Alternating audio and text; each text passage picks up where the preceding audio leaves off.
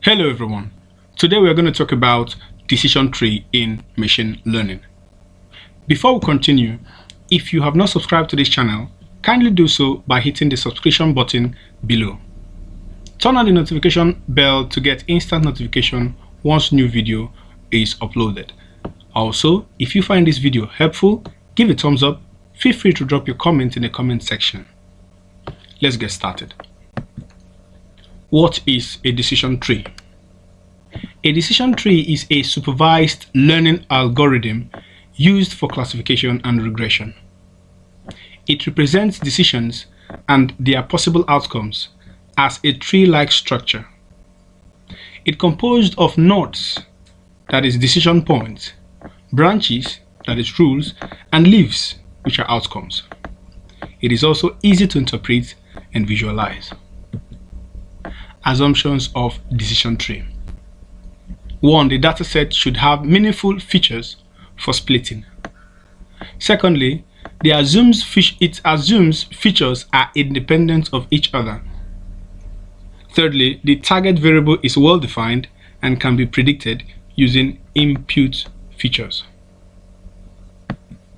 When to use a decision tree. 1. For classification problems. 2. For regression tasks, such as predicting house prices. 3. When interpretability is important. 4. When datasets containing both numerical and categorical features. Key components of a decision tree. One of the key components of a decision tree is root node. So this represents the entire dataset and initial split. The second is decision nodes. The decision nodes are internal nodes where splits occur. Then we have the leaf nodes. These are final nodes that gives predictions. Then finally we have branches. So this represents the decision rules. So how does a decision tree work? 1. It starts at the root node and splits data based on features. 2. It applies decision rule at each node. 3. It continues splitting until stopping criteria are met. And 4. Predictions are made by tracing paths from root to leaf. Interpreting decision tree result. First, we look at the confusion metric. So the confusion matrix is used to evaluate classification performance. Second, we go to accuracy. This is the ratio of correct predictions to total predictions. Then we move to precisions.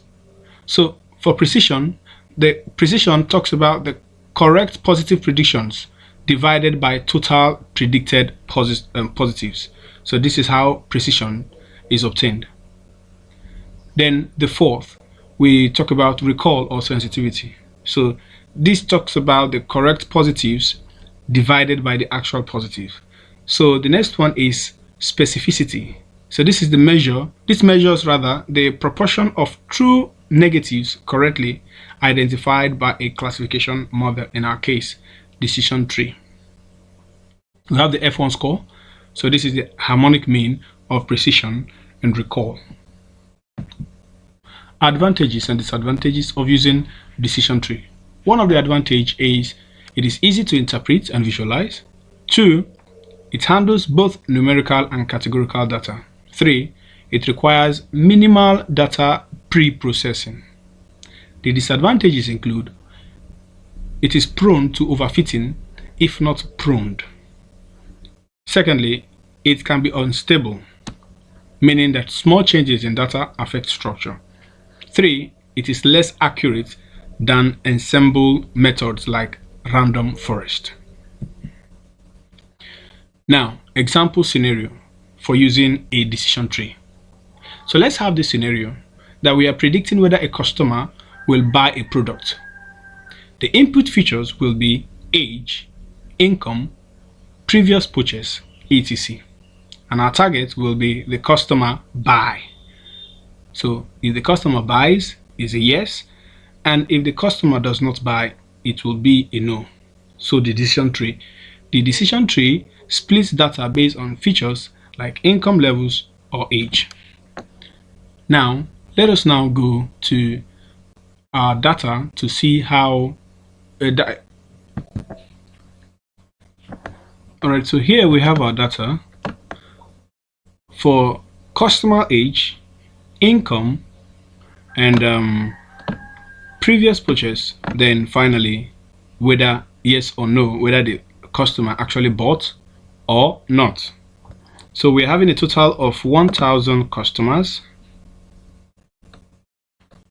So we're having 1,000 customers and their age as follows: the income they make, previous purchase they made, and whether they will buy or not.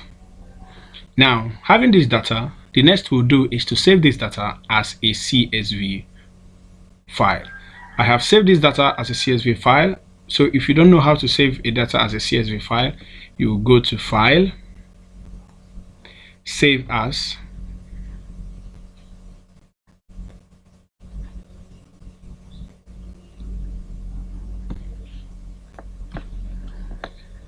Alright, so under Save As, we go down to this, we go down to Save As Type, and we pick the Save CSV, which is comma delimited.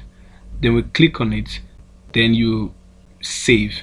You can as well pick from here where you would want your data to be saved, whether your desktop, your documents, or downloads. So having done that, you save. But my data is saved as CSV already. Alright, so now we are going to look at the codes we will be using in Python to running decision tree. So this is the code we are going to be using in Python. So the first is to import the required libraries. So we are to import pandas as PD. From skilllearning.model, we import train underscore test underscore split. So this particular code is what we are going to be using. And at the end of the day, we would save our results in our PC. So to do that, we are going to use the import sys. So what this does is it provides access to system specific parameters and functions. So in this case, it is used to redirect our output. And then we import OS.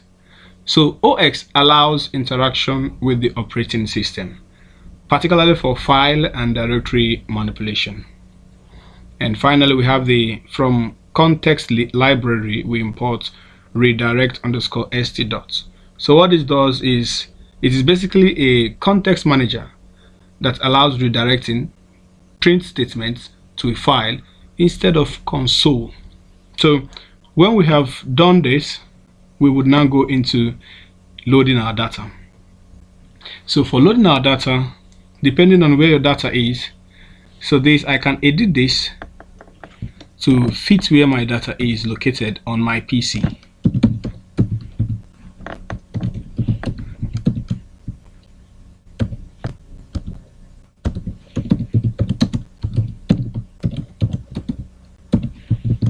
So you can do the same for the location your file is saved.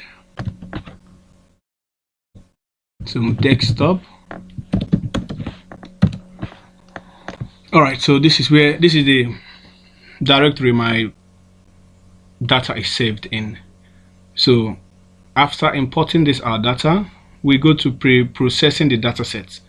So we convert the target variable both under product to binary meaning 0 and 1. So for the yes, we have 1. For the no, we have 0.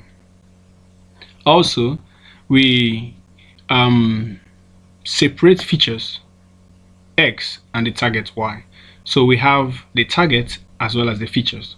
So the features are our independent variable, while the target is our dependent variable. So these are the features. For X, we have age, income, previous purchase. For Y, we have both under product. So after doing that,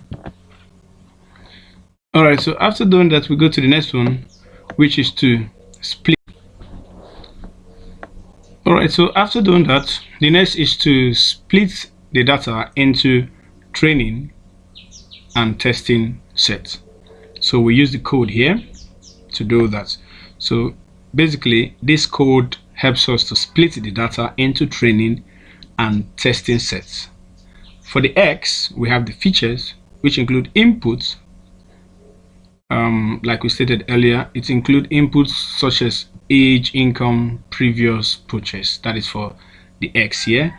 And under this text under size here equal to 0.2, we are specifying that 20% of our data will be used for testing, while the remaining 80 for training. Now here the random underscore state equal 42 ensures reproducibility of the split by fixing the random seed. So what it means is that the same split will occur each time the code runs. Then after that, for the step 5, we go to train the decision tree classifier. So using the model, after which we make predictions. Then we evaluate the model. So we are evaluating the model using our confusion metrics, and we're also looking at specificity. For the specificity, we have the TN, which is the true negative, false positive, false negative, true positive. So for specificity, we are obtaining specificity as the true negative divided by the true negative plus false positive. So after doing that, we also look at other parameters such as the accuracy, precision, the recall, and F1 score. Then after we have done that, we would now print the various results. So these are the codes we are going to be using in Python. Then after doing this, we would now define the file path to save our inputs. So I'll be saving our output rather. I'll be saving our output on my desktop, and the name would be analysis_output. Then after which I would now print out all the outputs, then use this code here to confirm that the results are saved and display the path. Now let us go to Python to see how we can do this. Alright, so here in Python, we first of all import our required libraries. After doing that, we load our data and save it under the variable name data. So I would run this. So after that, we pre-process the data, just like I explained earlier. We separate these as features X and the target variable. But before then, we convert the target variable into binary. Okay. So after that, we run this. Now we go to step 4. Step 4 is to split the data into training and testing sets, where our testing set is 20% and the remaining 80% is for our test here is 20%, while the training is 80%, just like I explained earlier. And we have set the seed here as 42. Alright, so now we do this, and after which we also train the decision tree classifier using the model. Then we run. Now we make prediction. All right, so this is what we're having. So our model is generated. Then after this step, we go to the next step, which is to make prediction on the test set. So we just run. All right, now we evaluate the model confusion metric, specificity calculation, other parameters such as accuracy, precision, recall, F1. So after inputting this code, we run this as well. So to run, you just go up here where you see play and run, or you hit your Control Enter. Now the next step is to print our result. So printing our result, we would run this as well. So this is the result we are having for this analysis. So here is the confusion metrics. We're having the specificity, we're also having accuracy, precision, recall, sensitivity, F1 score. We're also having the classification report here, and we have an accuracy, the Markov, and as well the weighted average. All right, so basically that's what we're having there, and I will be coming back to interpreting these results, but first let us complete the code. So the next is to define the path to save our output. So I'll be saving the output here on my desktop titled analysis underscore output. So you can rename this to what you want. Then after which we would print out all our outputs. Then we finally confirm where our output is saved on our PC. So quickly let me run this and also run this.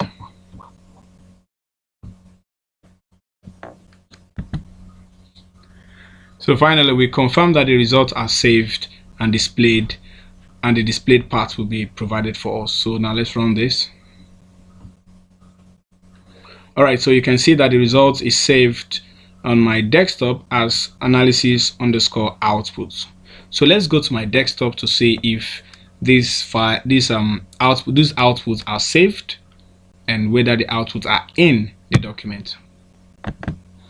All right, so this is my desktop, and you can see that we have our output here as analysis underscore output. So let me open it to see our results. So this is what we are having here. So under confusion, the confusion matrix.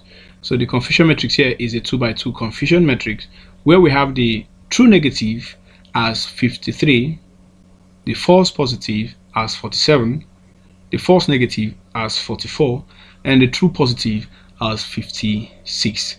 For the specificity, we have a specificity of 0.53, which tells us that 53% of the negative instances are correctly identified by the model. Accuracy is 0.55, and we should know that accuracy is the proportion of all instances, both positive and negative, that are correctly classified. So that is the accuracy, and it's telling us that 55% of all predictions made by the model are correct. So let's go to precision. Precision here is 0.54. Also for precision is the proportion of the positive prediction that are actually correct. So for this our case, 54% of instances predicted as positive are actually positive. Now we go to recall or sensitivity. Sensitivity also is the proportion of actual positive that are correctly identified. And from here we can see that this is 0.56, which tells us that 56% of the actual positive instance are currently identified by the model. So we go to F1 score. For the F1 score we have 0.55. So note that the F1 score, as said earlier, is the harmonic mean of precision and recall, which balances the trade-off between them. And from here we can see that the F1 score gives us the overall measure of the model performance, balancing precision and recall, and this in our case it is 55%. So for the classification report here, we should know that this classification report includes the following metrics for 0 and for 1. So remember we have 0 and 1 as coded in R. In Python, where we have 0 as no and 1 as yes. I think so. So for the precision here, the precision tells us how many of the predicted instances for that class are actually correct. Recall talks about how many of the actual instances for that class we are correctly identified. For F-score talks about the harmonic mean of precision and recall. And support here talks about the number of actual occurrence of the class in the dataset. So for class 0 here, which are negative, we are having for precision we're having 0.55, which tells us that 55% of instances predicted as 0 are actually 0. For recall, 0.53 tells us that 53% of 0 are actually correct 53% of actual zeros are correctly predicted as 0 here. Therefore, For F1, having 0.54 tells us the balance score between precision and recall. For class 1, we have 0.54 telling us that 54 instances predicted as 1 are actually 1. For recall, 0.56 telling us that 56% of actual 1 are actually predicted as 1. And for F1 score, we have 0.55, which is the balance score between precision and recall. So for the overall metrics, we are having an accuracy of 0.55, which means that the model correctly predicted 55% of all instances. All right, the Markov average is the average of precision, recall, and F1 score across both classes. So that's what we're having here.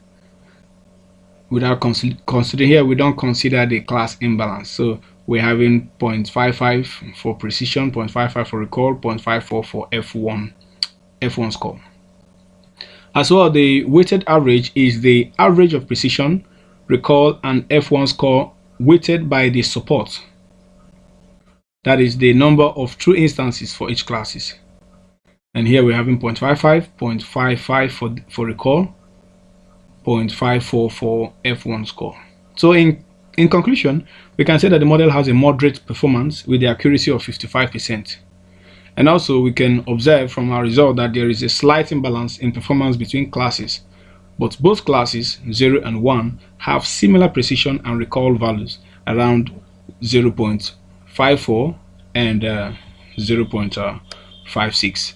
So now also the specificity here is relatively low, which is a 0.53, meaning that the model does not correctly identify many negative instances. So this is where we're going to be concluding our tutorial for today. If you have any question, you can drop your question in the comment section and I'll do well to reply. Thank you for watching. See you in the next tutorial.